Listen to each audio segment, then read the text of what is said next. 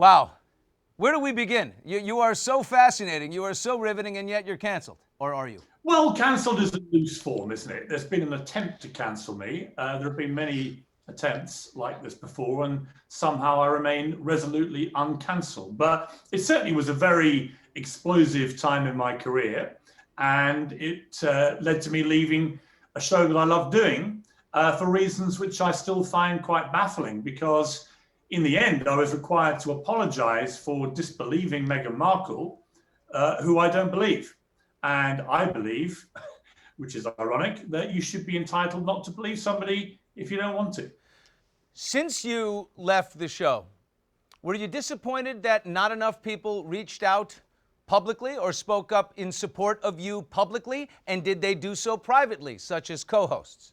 No, I had a lot of support privately from a lot of people, a lot of support publicly from well-known people, most notably Sharon Osbourne. But look at what happened to Sharon on the talk for defending me and my right to have an opinion, even though she made it clear that she didn't agree with everything I was saying. She was then targeted by Cheryl Underwood on the talk, and she was accused of supporting someone who had said racist things. But I think something happened there. Annoyed, this is important. I think something happened there that happens often.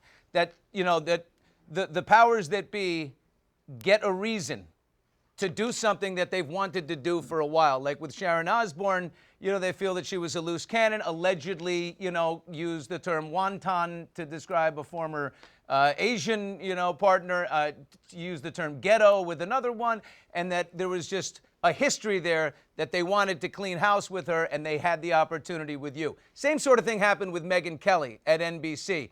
It wasn't the blackface question she asked. That wasn't the reason. A month earlier, she put out an email calling her boss a liar. He had a score to settle with her. The ratings weren't there. The money was too much. There's a lot of other reasons. But what we see a lot is people getting that excuse. There's the Piers Morgan thing. Bam, now we can move. Do you think that happened? I can only base it on what CBS said in their statement. They only referred to specifically what happened on the talk on that day, March the 10th, 2 days after I had gone from Good Morning Britain. In fact, the next day. And they only said it was Sharon's behavior on that show. Now, why was Sharon upset?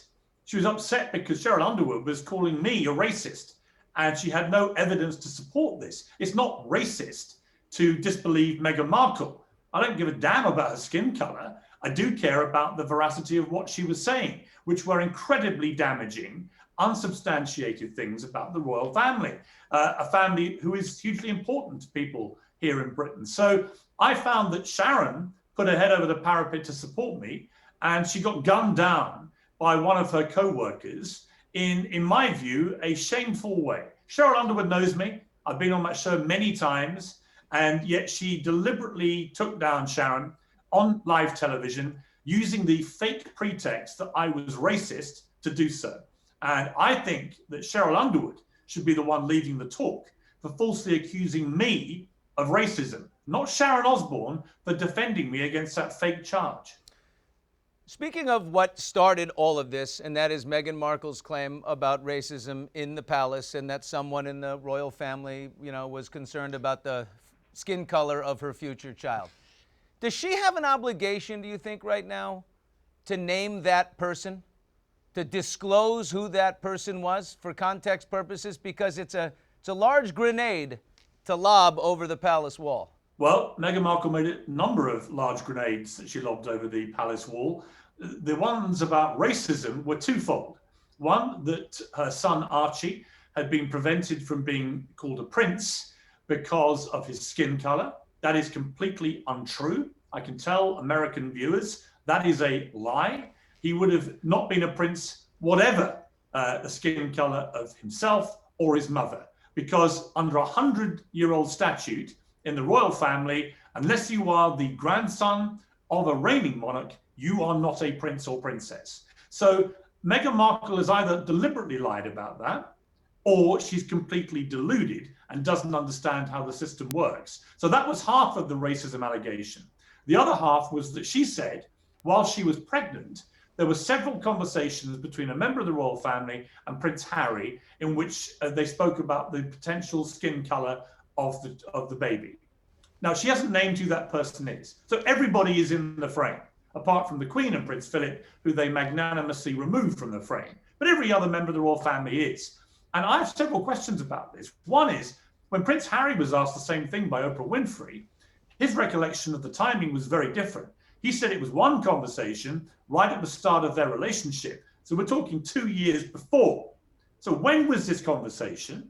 Was it when he said it was, or was it when she said there were multiple conversations several years later? And what was the tone of that conversation? Because it really matters.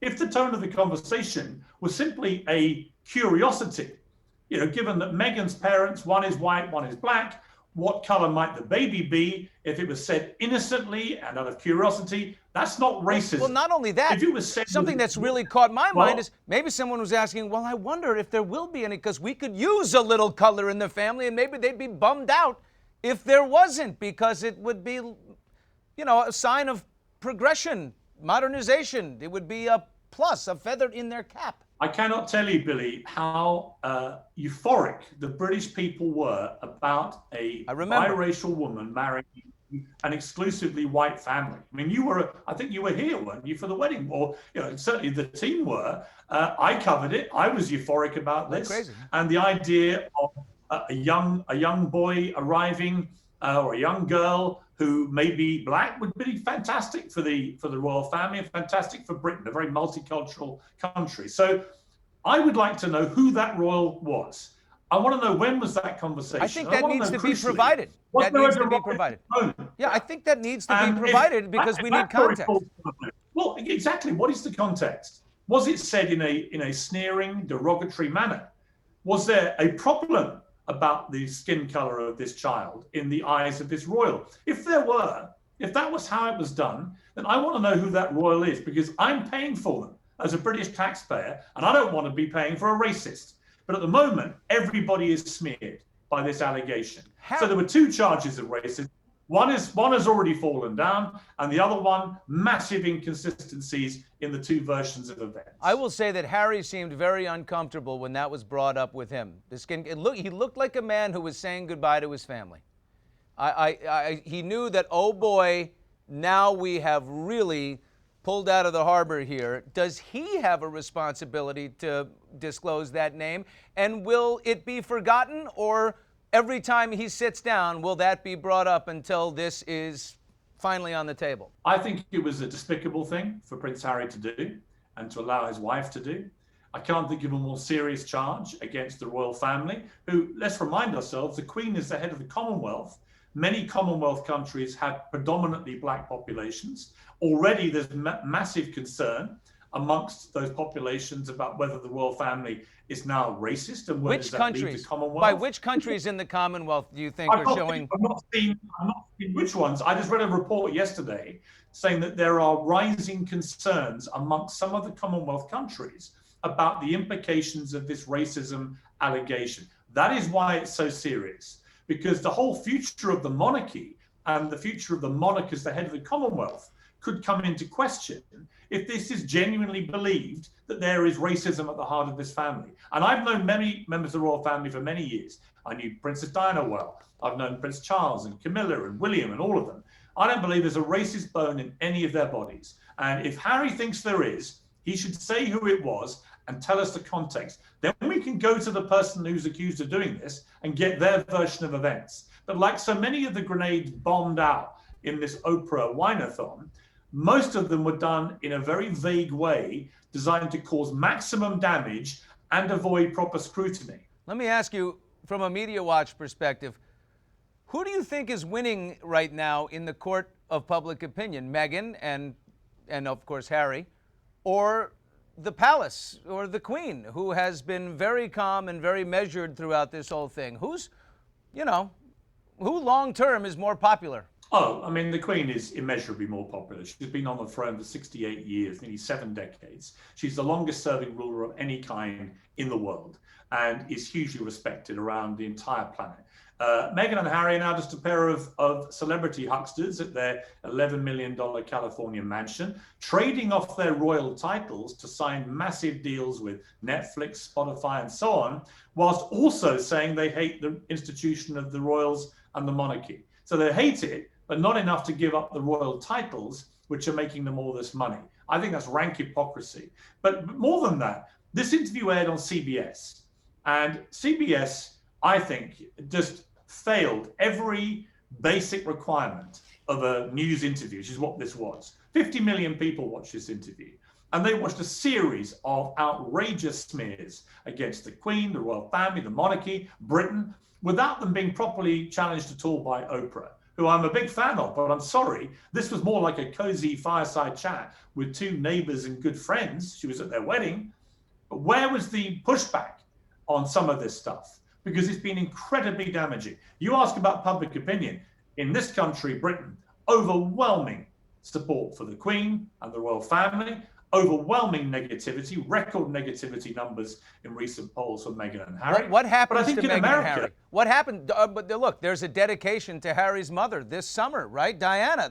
They're expected to come back to the UK for this moment. He'll stand next to his brother. Will that happen? Will they be welcome? What do you expect? I can't see how they can stand next to each other, William and Harry, after what's happened. I mean, even when William and his father Charles contacted by telephone Harry to discuss this incendiary interview, which had caused them so much hurt, it was immediately leaked, the detail of that call, by Meghan Markle straight to her friend Gayle King and aired on the CBS morning show. That's a complete betrayal of the privacy of William and his father. How can you trust people if they pretend on one side, Meghan and Harry, to be obsessed with privacy, and yet the moment they have an incredibly private conversation with two future kings of Great Britain, they leak it immediately to Gayle King and say the calls were unproductive, a negative connotation about two very private conversations. That to me was just indicative of where Meghan and Harry are going. They're behaving like a pair of cheap celebrities, trying to capitalize off their celebrity status and trashing their families to make money. And it's incredibly unsavory. What do you think happens with your ex-employer, ITV? I mean, if overwhelmingly the palace is popular in the UK and Meghan is not popular, it's reported and proven that she made a phone call to your boss at ITV. What did she say to your boss as it related to you in this coverage? Well, I didn't even know that Meghan Markle had contacted my boss at ITV. I didn't find that out till I left. It was certainly a very interesting revelation from where I sit, because clearly she was trying to put huge pressure on my bosses to take action against me. She also complained in writing to the government regulator of television, Ofcom, and they're now investigating. But to put it in perspective, they're investigating a record number of complaints. Didn't she also call the BBC? Didn't she call the BBC and say, I don't want only, middle-aged white dudes talking about this story? Make sure you have balance? Yeah, Meghan Markle, who professes never to see any media about herself, has been extremely busy calling up the BBC through her people, demanding they don't use too many old white people to discuss the interview, and so on. So very interfering in a way that I think is completely unacceptable. But ultimately, my conversations with ITV came down to one premise, which was that I was asked to apologize for disbelieving Meghan Markle's claims, specifically about mental health. And my problem with that is I find it, to this day, utterly unbelievable that Meghan Markle went to two people at the royal household, one in human resources and one other senior aide, told them she was suicidal and wanted help immediately, and was told she couldn't have any. Because I don't believe anyone at the palace is that callous. I thought Harry was asked the same question. I thought Harry was asked the same question. And if I remember correctly, he said, no, I never brought that up with anyone in the family. I couldn't do that. I didn't want to do that. Once again, inconsistency, because Prince Harry's made no secret of his attachment to big mental health charities. He's admitted having therapy himself. Why, if his wife was suicidal, and I don't question that Meghan Markle may have felt suicidal. I don't know. I wasn't in her mind. And anyone who feels that way should always get treatment. But why, if she was rejected treatment by palace officials, which I don't believe they knew she felt suicidal and told her she couldn't have treatment. But why, if that was the case, would her husband, aged 35, 36, why did he, with all his attachment to mental health charities, not get her immediate help? None of this stacks up. And yet I was supposed to just automatically believe it. And if I didn't believe it, then the general consensus was driven by people like Cheryl Underwood on the talk, that made me a racist, that somehow my disbelief of inaccurate facts, or not facts, made me racist. And I'm sorry, I'm not a racist. Nothing I've ever said about Meghan Markle is either racist or racially motivated. I've been very critical of Prince Harry. Last time I checked, he was white. So I find this narrative deeply offensive. Thank you for watching. If you want more extra, hit the subscribe button and the bell so you'll never miss a video.